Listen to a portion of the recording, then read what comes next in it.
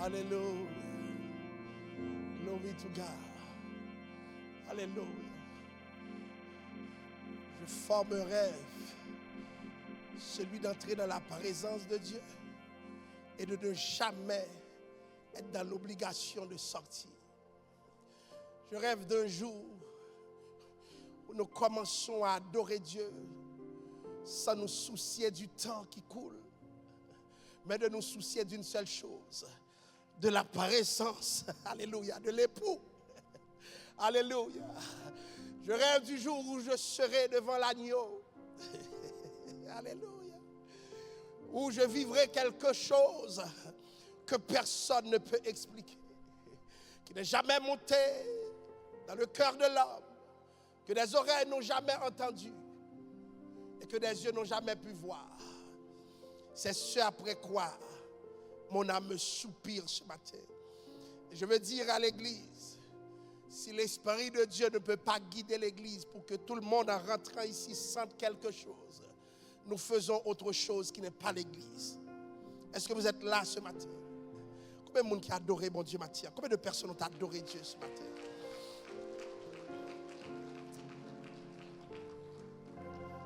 Gloire à Dieu. J'aimerais prendre le premier chapitre du livre de Samuel, le premier livre de Samuel, disons le chapitre 16, du verset 1er au verset 13. Sans vouloir vous abuser, je vais vous demander de bien vouloir vous mettre debout pendant la lecture de la parole et sa révélation. 1 Samuel, le chapitre 16. L'Éternel dit à Samuel: quand cesseras-tu de pleurer sur Saül? Je l'ai rejeté afin qu'il ne règne plus sur Israël. Remplis ta corne d'huile et va. Je t'enverrai chez Isaïe, Bethléemite, car j'ai vu parmi ses fils celui que je désire pour roi. Samuel dit: comment irai-je? Saül l'apprendra et il me tuera. Et l'Éternel dit: tu emmèneras avec toi une génisse et tu diras: je viens pour offrir un sacrifice à l'Éternel. Tu inviteras Isaïe au sacrifice. Je te ferai connaître ce que tu dois faire et tu rendras pour moi ce que je te dirai, celui que je te dirai. Samuel fit ce que l'Éternel avait dit et il alla à Bethléem. Les anciens de la ville accoururent effrayés au-devant de lui et dirent: ton arrivée annonce-t-elle quelque chose d'heureux? Il répondit: oui, je viens pour offrir un sacrifice à l'Éternel. Sanctifiez-vous et venez avec moi au sacrifice. Il fit aussi sanctifier Isaïe et ses fils, et il les invita au sacrifice. Lorsqu'ils entrèrent, il se dit en voyant Eliab: certainement loin de l'Éternel est ici devant lui. Et l'Éternel dit à Samuel: ne prends point garde à son apparence et à la hauteur de sa taille, car je l'ai rejeté. L'Éternel ne considère pas ce que l'homme considère. L'homme regarde à ce qui frappe les yeux, mais l'Éternel regarde au cœur. Isaïe appela Abinadab et le fit passer devant Samuel. Et Samuel dit: l'Éternel n'a pas non plus choisi celui-ci. Alléluia. Isaïe fit passer Shammah. Et Samuel dit: l'Éternel n'a pas non plus choisi celui-ci. Isaïe fit passer ses 7 fils devant Samuel. Et Samuel dit à Isaïe: l'Éternel n'a choisi aucun d'eux. Puis Samuel dit à Isaïe: sont cela tous tes fils? Et il répondit: il reste encore le plus jeune, mais il fait paître les brebis. Alors Samuel dit à Isaïe: envoie le chercher, car nous ne nous placerons pas avant qu'il soit venu ici. Isaïe l'envoya chercher. Or, il était blond avec de beaux yeux et une belle figure. L'Éternel dit à Samuel: lève-toi, oins-le, car c'est lui. Car c'est lui. Samuel prit la corne d'huile et l'oignit au milieu de ses frères. L'esprit de l'Éternel saisit David à partir de ce jour et dans la suite. Samuel se leva et s'en alla à Rama. Que la paix du Seigneur soit avec vous. Merci, veuillez vous mettre. Je vais vous parler brièvement ce matin du mécanisme de l'onction. Et mon dessein ce matin à travers ce message, c'est de vous aider à comprendre comment Dieu opère par l'onction. C'est de vous aider à voir ce que Dieu fait Alléluia. Lorsqu'il choisit quelqu'un, et c'est pour savoir en même temps les exigences de Dieu envers celui qui a l'onction. Est-ce que vous êtes là? Et pour faire vite et rentrer dans le sermon d'aujourd'hui, l'Éternel avait déjà choisi quelqu'un, un oint de Dieu, en la personne de Saül. Mais ce qui arrive, bien-aimé, à un moment donné, lorsque Dieu nous élève, nous oublions souvent que c'est Dieu qui a fait route avec nous. Et c'est ce qui arrive à tout homme de Dieu qui a connu l'élévation. C'est cette étape où on veut se détacher de Dieu parce qu'on semble tout maîtriser. Je vais vous dire ce matin, il est dangereux de croire parce que vous avez l'onction de Dieu, la faveur de Dieu sur votre vie, que vous n'avez plus besoin de Dieu lui-même. J'aimerais vous dire comment l'onction procède ce matin. Alléluia. Et c'est pourquoi les hommes de Dieu qui ont l'onction risquent d'être piégés par ce que Dieu peut accomplir avec eux. Comment l'onction procède? L'onction, chers amis, lorsque elle repose sur quelqu'un, le rend habile à faire ce que cette personne ne pouvait pas naturellement faire. Vous êtes là, hein? Et lorsque tu as une régularité de faire ce que naturellement tu ne peux pas faire, tu ne devrais pas faire, tu finis par croire que c'est naturellement que tu fais les choses. J'aimerais vous dire ce matin, et je suis bien placé pour le dire, et je le dis à tous ceux que Dieu utilise dans l'assistance, à tout le monde. Écoutez, vous pensez que c'est une grande préparation qui va me permettre de prêcher un gros message ce matin?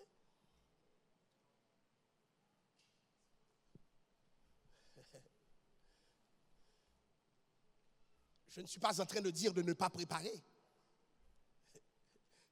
Déjà, ne pas préparer, c'est un manque de respect pour l'assistance, pour l'assemblée et pour Dieu lui-même, car Dieu a souvent besoin de ta préparation. Mais vous pensez que c'est la préparation la clé? Alléluia. Lorsque Dieu, alléluia, se dépose en toi, tu te vois capable de faire des choses que tu n'avais même pas prévues. Et Dieu s'arrange pour que ces standards d'excellence soient atteints. Pas parce que vous avez prié pour, mais c'est parce que l'onction dispose pour. De sorte que ton cœur peut être même éloigné de Dieu, tu continues d'opérer dans l'excellence.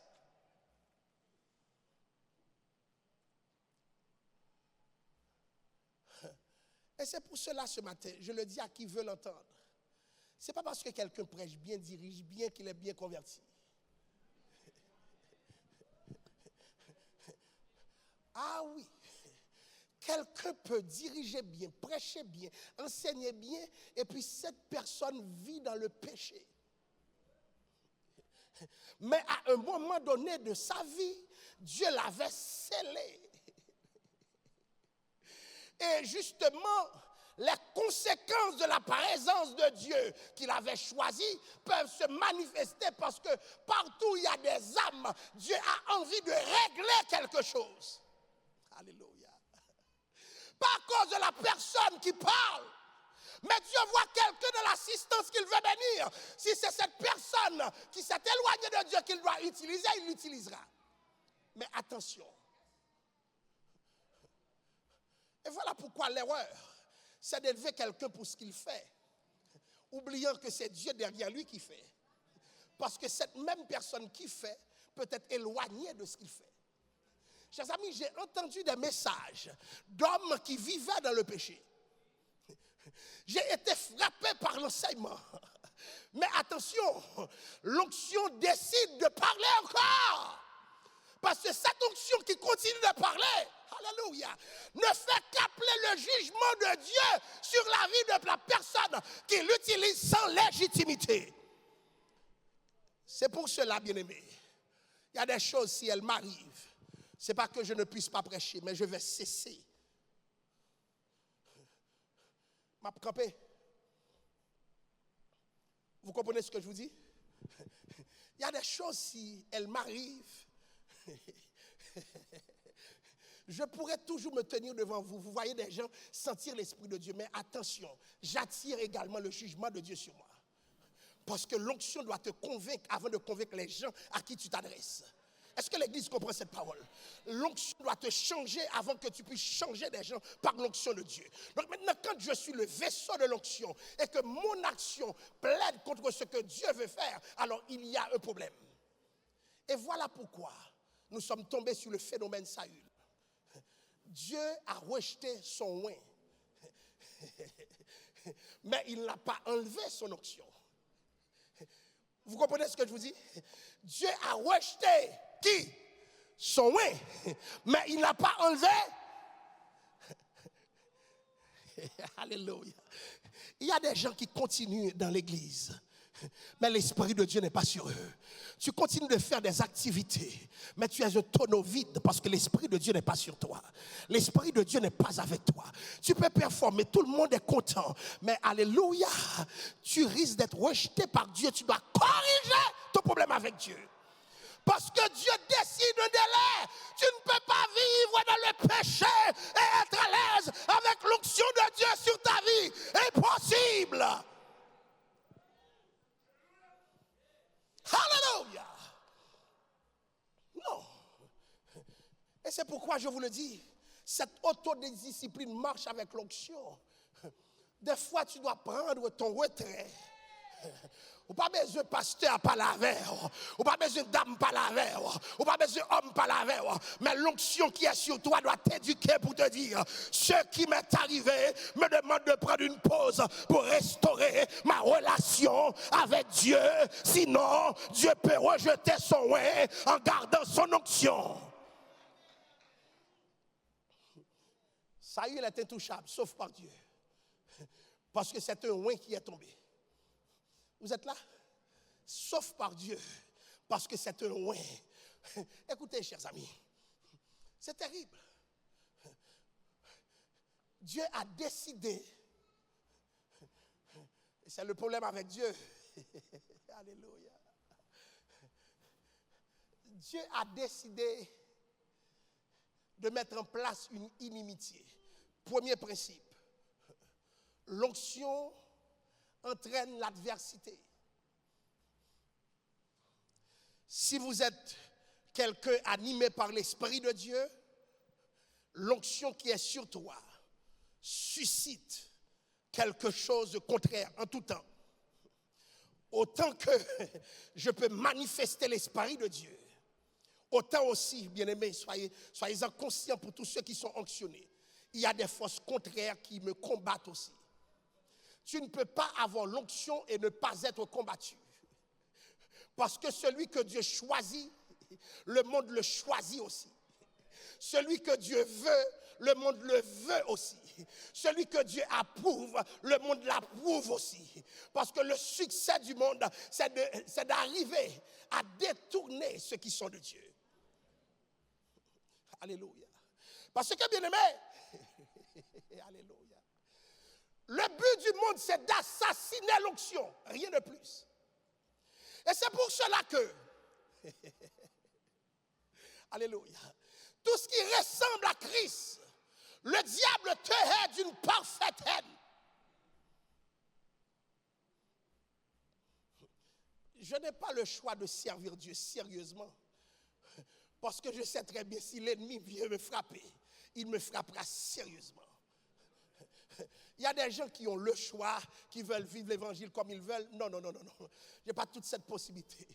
Je n'ai pas toute cette possibilité parce que je connais le principe. L'onction attire l'adversité. Et que tu en sois conscient ou non, dis-toi bien que tu as tes adversaires parce que tu as l'onction de Dieu dans ta vie. Est-ce que l'Église comprend cette parole? Et l'adversité peut parvenir n'importe où. Même ton mari, même ta femme, à cause de l'onction de Dieu qui réside en toi, peut se transformer en ennemi de la croix. Parce que l'onction doit être combattue. Tenez-vous bien. Saül, dans le texte que nous venons de lire, qu'est-ce que Samuel a dit de Saül? Samuel occupe l'office le plus élevé de l'Ancien Testament. C'est quel office? L'office? C'est quel office? L'office le plus élevé de l'Ancien Testament. C'est quel office? L'office prophétique. Nous avons l'office sacerdotal où les gens amènent tout ce qui se rapporte au peuple devant Dieu. Et nous avons aussi l'office royal, un office de gouvernance, et finalement l'office prophétique, où, dans l'Ancien Testament particulièrement, celui qui se tient en prophète est la bouche de Dieu. Il ramène ce que Dieu dit.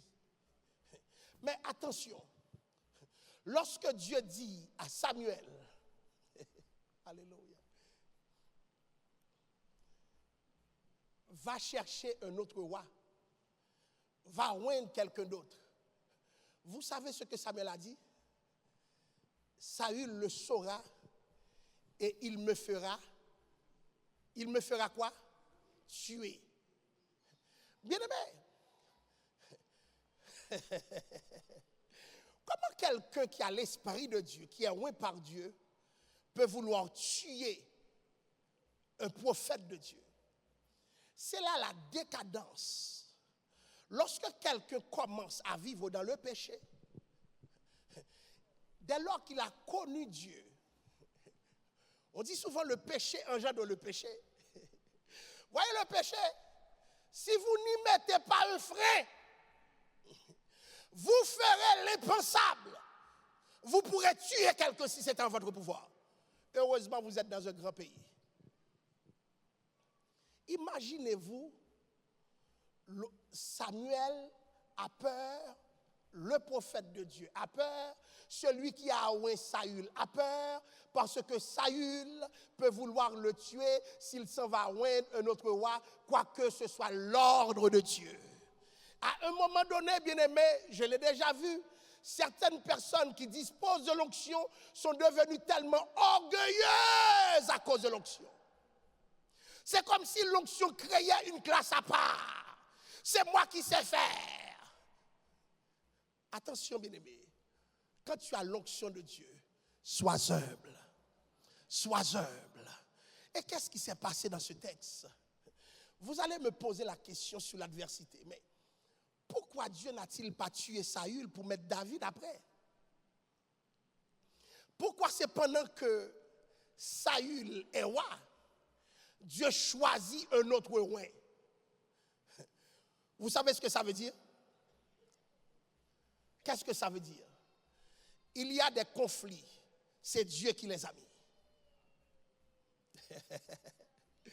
Et c'est pour cela ce matin, si vous avez peur des conflits, vous ne connaissez pas le caractère de Dieu.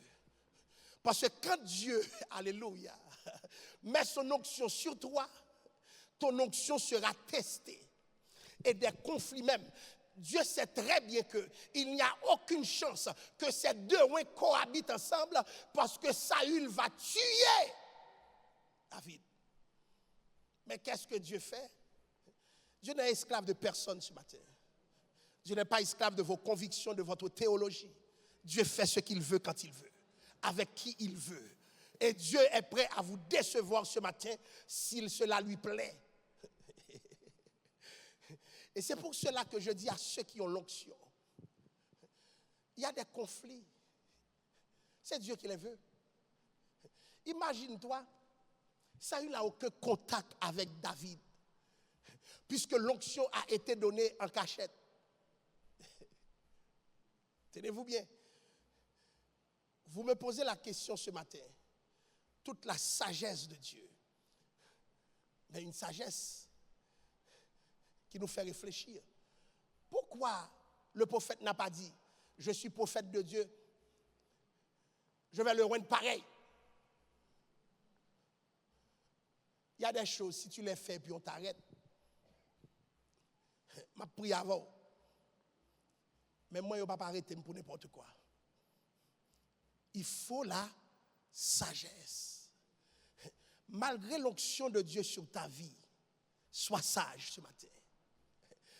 Samuel, le prophète, a été en toute sagesse, en cachant ce qu'il est allé faire. Cela veut dire ce matin, il y a des choses que Dieu veut que tu fasses. Il n'a pas besoin de grand bruit. Pas parce qu'il n'est pas Dieu, mais c'est parce qu'il ne veut pas de bruit. Et maintenant qu'il s'est rendu chez Isaïe, autre chose, bien aimé, l'onction sait exactement qui choisir. Et l'onction ne se trompe jamais. Ma prédit nous encore. L'onction de Dieu sait exactement qui choisir, quand choisir, comment choisir. Et il ne se trompe jamais. Tenez-vous bien, Isaïe le Père a déjà choisi pour l'onction. Et c'est pour cela ce matin que je vous demande à tout temps de prier Dieu. De prier Dieu parce que l'apparence est trompeuse. Et ce qui est drôle avec Dieu, souvent Dieu se moque des plus capables. Parce que les plus capables méprisent le mécanisme de l'onction. Quand tu sais comment faire, quoi faire, tu te crois parfait. Dieu n'a pas besoin de toi parce que tu compteras sur tes forces. Mais quand Dieu veut que tu comptes sur lui, quand Dieu voit que tu comptes sur lui, Dieu a une autre façon d'agir ce matin. Autre chose qui m'a intéressé, Isaïe a appris ce qui allait se passer, mais Isaïe a choisi pour Dieu. Il a aligné tous ses fils, excepté l'un d'entre eux. Alléluia. Je vais vous dire quelque chose. Si tu as l'onction de Dieu, tu n'as pas à te soucier d'une position. Je le répète, si tu as l'onction de Dieu, tu n'as pas à te soucier d'une position, parce que l'onction positionne. Laissez-moi vous le redire encore. L'onction de Dieu peut t'amener là où tu n'as jamais su, tu n'as jamais conçu, tu n'as jamais pensé, parce que c'est le propre de l'onction de diriger les gens à la manière de Dieu. Et je vais vous dire quelque chose, il y a des combats qui ne sont pas des combats de l'onction. Parce que ce que Dieu veut faire, il peut le faire. Je vais vous le redire encore. Dieu n'a pas besoin d'aide ce matin. Ce que Dieu veut faire, il peut le faire. Et dans le mécanisme de l'onction, regardez bien, tous les enfants d'Isaïe sont réunis, excepté David. Mais quelle chance pour David d'être positionné. La chance est quasiment nulle parce qu'il n'est pas là dans le festin.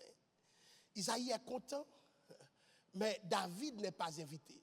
Alors plusieurs se disent, c'est parce que David serait humilié. Attention, le rang de David n'est pas moins important, parce que dans l'Ancien Testament, le statut de berger était un statut vénérable. Parce que de toute façon, si tu n'avais pas d'argent, tu ne pouvais pas être berger. Pourquoi? À cause de l'hiver. Qu'est-ce qui se passe en hiver? Comment allez-vous donner à manger à ce troupeau si tu n'as pas d'argent? Vous êtes là avec moi? C'est des métiers valeureux dans l'Ancien Testament. D'ailleurs, l'Éternel est présenté lui-même comme étant un. Moïse était un. Donc, David avait un statut, peut-être pas le plus enviable qui soit, mais attention, David n'était pas n'importe qui non plus. La Bible dit, priez pour que votre fuite n'arrive pas parce que l'hiver juif était très rigoureux. Donc, si tu peux avoir des animaux en hiver, pour les donner à manger, pour les nourrir, pour les conserver jusqu'à la saison prochaine, qui peut-être ne durera pas plus que 2 mois, c'est que tu as de l'argent. Donc, quand nous prenons le personnage qu'on appelle David, malgré tout, il n'avait aucune chance si ça dépendait de son père. Mais le problème avec l'onction n'a pas besoin de parrain. Est-ce que l'Église comprend cela? Est-ce qu'on bloque déjà un côté? Moi, si l'onction de Dieu te dirige, Dieu peut faire route avec toi. Là où des parrains ne sont pas, le Seigneur peut être là. Regardez, David n'est pas trop valorisé dans une structure où il y a ce qu'on appelle la hiérarchie en fonction de qui est aîné, qui vient après. Je me rappelle David qui allait affronter Goliath. L'une des choses qui lui a été dite par son propre frère: je connais la malice de ton cœur. Ce n'est pas simple, bien-aimé. Mais le problème, l'onction te conduira là où tu n'as jamais pensé. La première chose, l'onction l'a conduit au palais. Pour faire quoi? Pour jouer la harpe. Pour qui? C'est onction, mon Dieu, qui a dirigé. Il y a des étapes que tu as faites dans ta vie, tu ne sais même pas pourquoi. Mais tu te retrouves parmi les grands parce que Dieu a un plan, Dieu a un objectif, Dieu a quelque chose qu'il veut faire. Des fois, Dieu te fait passer par des sentiers battus. Tu te demandes pourquoi. Aujourd'hui, tu ne comprends pas. Mais le propre de l'onction, c'est de marcher avec toi. Et surtout, de marcher avec toi dans l'hostilité. Imaginez-vous, pas Saül, Samuel est là. Ça conduit les entre ses mains, prêt à être vidé. Et qu'est-ce qui va se passer? Le premier qui paraît devant lui, il a envie de déposer la bouteille. Dieu a dit non, je l'ai rejeté. Ce matin, il y a quelque chose en vous. Bon Dieu, rejeté quelques moun, oui, pour arriver à vous avec l'Esprit de Dieu.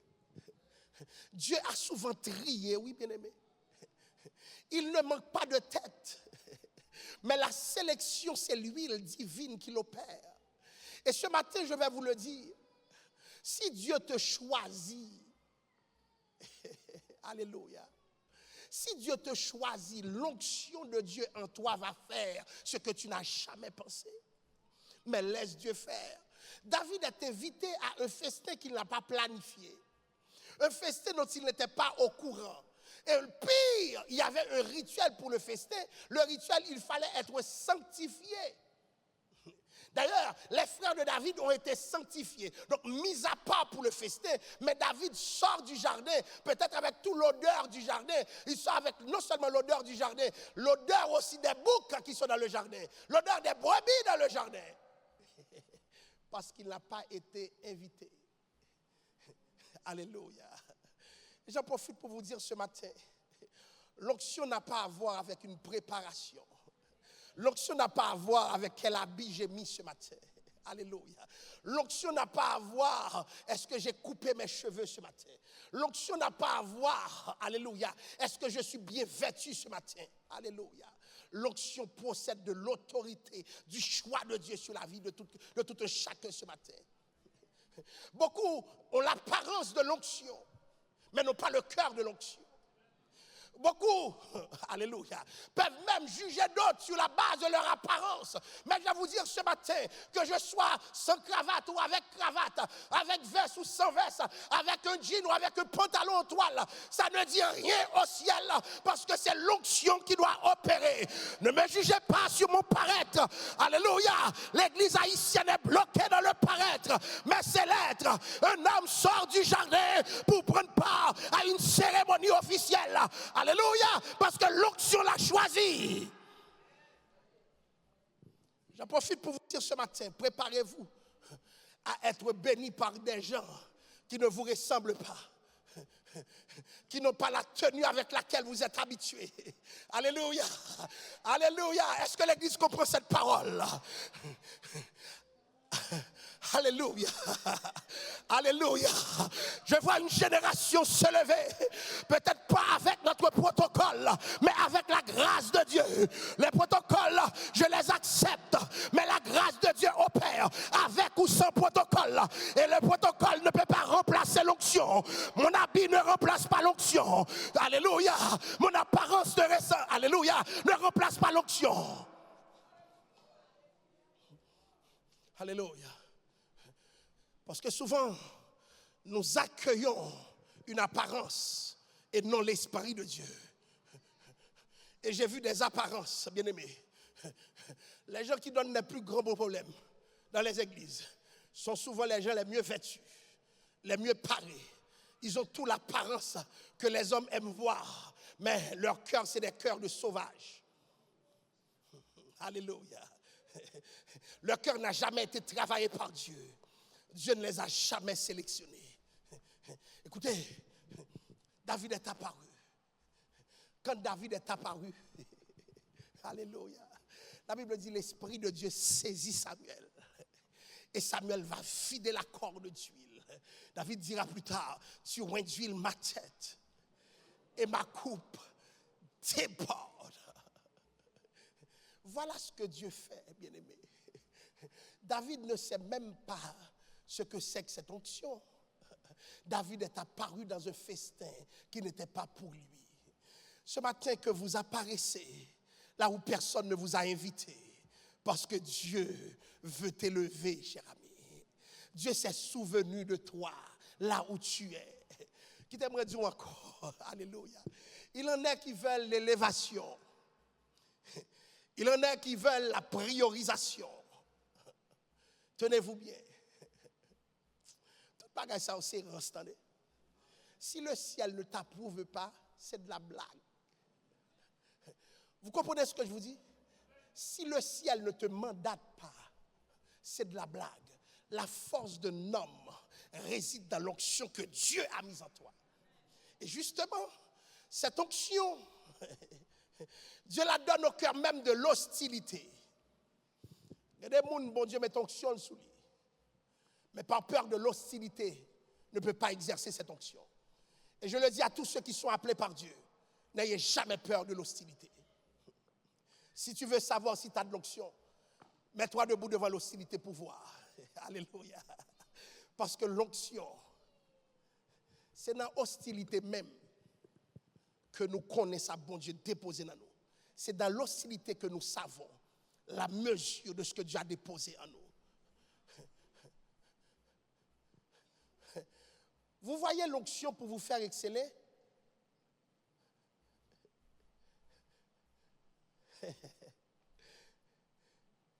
J'ai vu des hommes de Dieu, parce qu'ils ont une onction, devenir inaccessibles. J'ai rencontré un homme de Dieu qui a véritablement une précision dans son office prophétique. Mais je voyais les gens autour de lui comme une sorte d'abeille. C'est quelqu'un qui courait. Mais dites-moi, mais pourquoi tu te mets dans tout ça? Pourquoi tu as perdu ton aisance? Juste parce que tu as une onction avec toi? Je vais vous dire ce matin, sois paisible. Laisse l'onction de Dieu parler dans ta vie. Sois humble ce matin. Laisse l'onction de Dieu parler dans ta vie. Parce que l'onction de Dieu a préparé un Goliath pour dire qui tu es. Sans Goliath, on ne saura jamais qui tu es. Est-ce que l'Église entend cette parole? Combien de personnes ont l'Esprit de Dieu sur leur vie? Que le Seigneur suscite ton Goliath pour que tu saches ce qu'il a déposé en toi. Parce que sans Goliath, tu ne connaîtras pas ton identité de guerrier. Tu ne connaîtras pas la mesure de l'onction. Sans Goliath, tu seras toujours le petit David. Mais avec Goliath, alléluia, on saura ce que Dieu a déposé en toi. Beaucoup de personnes se demandent, pourquoi on me déteste, pourquoi on me hait? Vous savez pourquoi? L'onction de Dieu en toi. Et je vais finir avec cela. Lorsque Dieu met son onction en toi, je prends Saül. Saül va se mettre en face de qui? De David. Premier principe, bien-aimé, c'est une éthique de vie. Quelqu'un qui a l'onction de Dieu ne doit jamais se mettre en face de quelqu'un d'autre qui a l'onction. Je le répète, même s'il a tombé, ce n'est pas ton rôle de t'opposer. Je dis non, c'est une éthique de vie. Parce que l'onction en toi ne peut pas combattre l'onction de l'autre. Vous entendez ce que je vous dis? Ce n'est pas possible si tu as l'onction, cher Charles, que moi je me mets en face de toi. Il y a l'un d'entre nous que Dieu a déjà rejeté. Parce que l'onction ne peut pas combattre l'onction. L'onction peut combattre Goliath, mais pas l'onction. L'onction en face de Saül doit fuir, mais en face de Goliath doit se mettre debout. Mais qui est plus fort entre Saül et Goliath? Quand tu as l'onction de Dieu, il faut apprendre à couler. Vous entendez ce que je vous dis? Il faut apprendre à couler. Yes. Il y a des combats qui ne sont pas mes combats. Lorsque je reconnais l'onction quelque part. Non, si je sais qu'il n'y a pas l'onction, je vais peut-être exagérer. Mais je respecte l'onction. Je respecte l'onction même dans la chute de la personne. Parce que il n'y a personne en qui Dieu a mis l'onction que Dieu ne va pas fouetter. Quand Dieu fouettera l'onctionné, battre pour ne pas prendre fouette tout même. Vous entendez ce que je vous dis? Il y a quelqu'un qui m'ennuyait dans ma carrière. Et j'ai du caractère, j'ai envie de répondre. J'ai envie de répondre. Une fois, je me suis mise à pleurer. Je ne pleurais pas pour ce qu'on m'a fait, mais je pleurais parce que j'ai envie de faire quelque chose, de donner une réponse. Mais mes mains sont liées parce que je connais la main de Dieu. Je ne vais pas prendre bâton dans mes bon Dieu parce que Dieu m'a déjà fouetté. L'onction ne peut pas combattre l'onction. Je le répète encore, l'onction ne doit pas combattre l'onction. Même quelqu'un qui a l'onction qui est égaré, respecte cette personne. Elle prier, va prier pour cette personne. David n'est pas fou. David a refusé de mettre la main sous l'ouïe de l'Éternel, encore que le principe de son époque, c'était œil pour œil mais l'onction de Dieu ne se soumet pas à ce principe légal. Parce que l'onction ne doit pas combattre l'onction, mais l'onction doit s'allier avec l'onction. Et c'est pour cela, chers amis, il y a des liens qui se tissent entre nous, même si nous ne nous connaissons pas. Nous ne nous sommes jamais rencontrés. Quand vous rencontrez quelqu'un qui a de l'onction, ça t'attire. Est-ce que vous êtes là? Il y a des gens que vous aimez qui ne savent même pas que vous les aimez. Parce que c'est l'onction de Dieu en eux qui vous attire. Parce que l'onction attire l'onction. Si vous êtes onctionné, vous aimerez ceux qui ont l'onction. Mais si vous n'avez pas l'onction, vous détesterez l'onction. Il y a des gens qui raillent. C'est inévitable. Il y a des gens qui raillent, ils ont besoin de prier. Et c'est pour cela, je n'ai pas aucune dépression à faire pour mon barre, même problème pas. Je n'ai pas besoin qu'on m'aime. C'est quoi cette affaire? C'est quoi? L'onction attire l'onction. Point barre. Alléluia. C'est parce que l'onction n'est pas en toi. Vous comprenez cela? Combien de monde qui connaît mes moun boy ici? L'onction aime l'onction. J'ai vu quelqu'un de loin, et puis pendant que la personne apparaissait, j'étais saisi par l'Esprit de Dieu, ne connaissant même pas la personne. Et puis la personne m'a juste donné la main. Et il me disait, mon frère, je t'ai vu, j'ai senti l'Esprit de Dieu. Je lui ai dit la même chose qui te traverse. Alléluia. M'a traversé. C'est-à-dire qu'il y a eu une communication dans l'Esprit à l'effet que c'est l'onction qui rencontre l'onction. Et on ne peut que s'allier. Il parlait une autre langue. Mon anglais est approximatif et on a passé toute une journée à parler parce que l'onction nous a rassemblés. Il y a des gens qui ont parlé avec les pas sur l'onction. Mais il y a des gens qui ont tripoté à faire ou senti l'onction a diminué la caillou. Amen. J'ai un ami pour lequel je cours. On a fait le secondaire ensemble. Depuis qu'il me voit, il veut parler de qui? D'autres personnes en des termes négatifs. La première fois que je l'ai entendu, j'étais troublé. Parce que il y a des choses que l'onction ne permet pas, mais je dois accompagner cet homme et il n'a pas les mêmes convictions que moi. Et on a été ensemble au secondaire. Je n'ai pas eu le choix.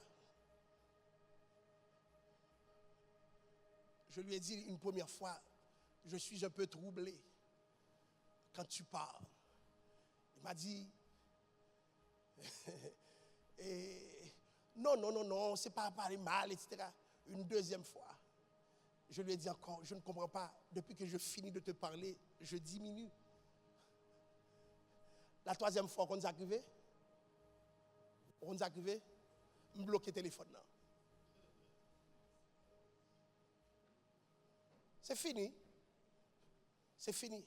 Je dois préserver, entretenir l'onction qui est en moi. Vous comprenez ce que je vous dis? J'ai bloqué le téléphone. La prochaine fois qu'il va me trouver, viens aide! Je sais qu'il va, il va mettre pour moi. Mais j'ai quelque chose de plus précieux que l'amitié. C'est l'onction de Dieu qui est en moi. Je me garde, je me préserve pour que Dieu puisse m'utiliser. Ceux qui ont l'onction dans cette salle, laissez l'Esprit de Dieu vous utiliser. Faites confiance à Dieu. Dieu vous amènera là où vous n'avez jamais pensé. Que le Seigneur vous bénisse, que le Seigneur vous garde, que le Seigneur vous onctionne, que le Seigneur fasse route avec vous. Alléluia.